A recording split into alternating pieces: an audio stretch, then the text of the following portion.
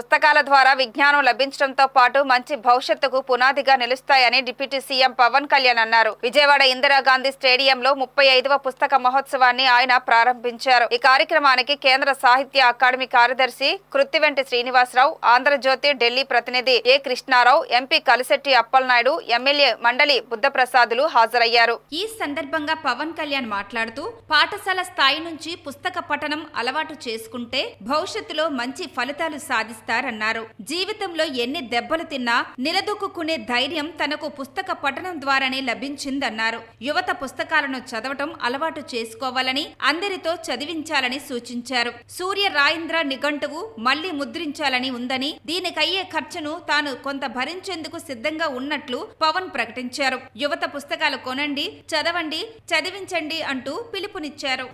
నేను చెప్పింది ఎందుకు ఇవ్వాలి మనం దీనికి అనడానికి నేను ఒకటే మాట చెప్పాను. Books are the training weights for the mind. శారీరక దారుఢ్యానికి పరిగెట్టడాలు ఇవన్నీ ఎంత అవసరమో పుస్తకాలు కూడా training weights of the mind.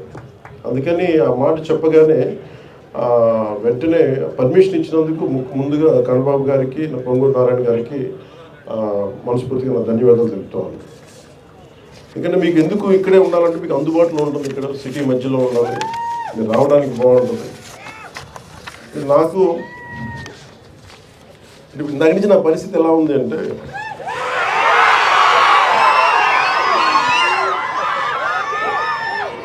ఒక చిన్న అబ్బాయిని అమ్మ నాన్న ఒక ఆట స్థలం, ఒక క్రీడా స్థలానికి తీసుకెళ్ళి కానీ, ఒక టాయ్ షాప్కి తీసుకెళ్ళి కానీ, ఒక బొమ్మల దుకాణానికి తీసుకెళ్ళి కానీ అతన్ని కూర్చోబెట్టి అలాగే అతని కంట్రోల్గా పక్కన కూర్చోబెడితే వచ్చిందేమో బొమ్మలు చూడటానికి, కొనుక్కోడానికి. ఇవన్నీ తల్లిదండ్రులు కూర్చొని హోల్డ్ చేసి మిగతా మాట్లాడితే ఎలా ఉంటుందో నా పరిస్థితి అలా ఉంది. చుట్టుపక్కల పుస్తకాలు నేను ఎంఎస్కే విజయ్ కుమార్ గారు చిన్న కోపం కూడా ఉంది. నాకు ఇంతసేపు నాకు తెలియదు, లేదంటే ఇప్పటికే నేను ఏమంటుందని దీపం వెలిగించి వెళ్ళిపోయే మైండ్ సెట్లో ఉన్నాను నేను. అంటే ఎందుకు సరదా ఎందుకు చెప్తున్నానంటే, నాకు జీవితంలో ధైర్యం ఇచ్చింది, నాకు నిలబడే ధైర్యాన్ని ఇచ్చింది నాకు పుస్తకాల ధైర్యాన్ని ఇచ్చింది. నేను ఎప్పుడు ఈ సందర్భంగా నాకు ఒక పుస్తకాల షాప్ రన్ చేసే నాకంటే చాలా సూపర్ సీనియర్ అయిన రమేష్ గారని భవానీ బుక్ సెంటర్ అని రన్ చేసేవాళ్ళు నెల్లూరులో. స్కూల్ అసైన్మెంట్స్కి, సోషల్ అసైన్మెంట్స్కి వెళ్ళి ఏవో కొనుక్కుంటా ఉండేవాడిని. అలాగే నాకు స్నేహం, ఆయన బుక్ షాప్ ఓనర్, నేనేమో 8th class ముగించుకోండి, 7th class. So అది నాకు ఏం చేసింది, ఆయన బుక్ షాప్కి వెళ్ళి నేను కూర్చొని చదవటం, అది నాకు చాలా చాలా సహాయపడింది. దానికి ముందే నేను 5వ తరగతి నుంచో మాకు ఇంట్లో కొంత పుస్తక పఠనం అలవాటు. మా అమ్మగారి వల్ల, మా నాన్న వల్ల క్లాసిక్స్, మా అమ్మ వల్ల తెలుగు సాహిత్యం. సో ముఖ్యంగా నాకు ప్రభావితం చేసిన వ్యక్తులు అంటే, ఈరోజు నేను చాలాసార్లు అనుకుంటాను, డబ్బులు 1 కోటి రూపాయలు ఇచ్చేయడానికి ఆలోచించను, కానీ ఒక పుస్తకం ఇవ్వాలంటే చాలా ఆలోచిస్తాను.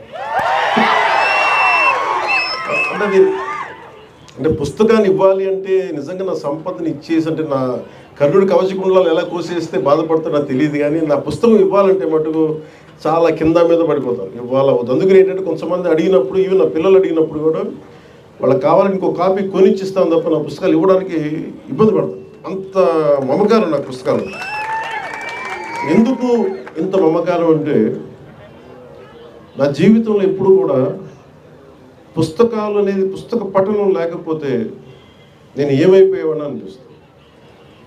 నేను ఇంటర్వ్యూని కూడా ఎందుకు మధ్యలో ఆపేశానంటే, చదువుకోలేక కాదు, మార్క్స్ తెచ్చుకోలేక కాదు, బాగా చదివేవాడిని.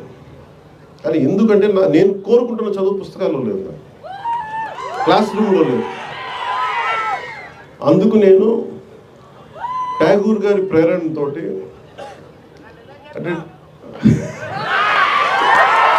రవీంద్రనాథ్ ట్యాగూర్ స్కూల్కి వెళ్ళకుండా ఇంట్లోనే కూర్చొని నేర్చుకున్నారంటే, అది నేను కూడా ప్రేరణ తీసుకొని ఆయనలాగే చెట్లు, చేమలు, మొక్కలు చూస్తాం. మన దగ్గరికి అంత లగ్జరీ లేదు, పెద్ద ఉద్యానవనాలు లేవు.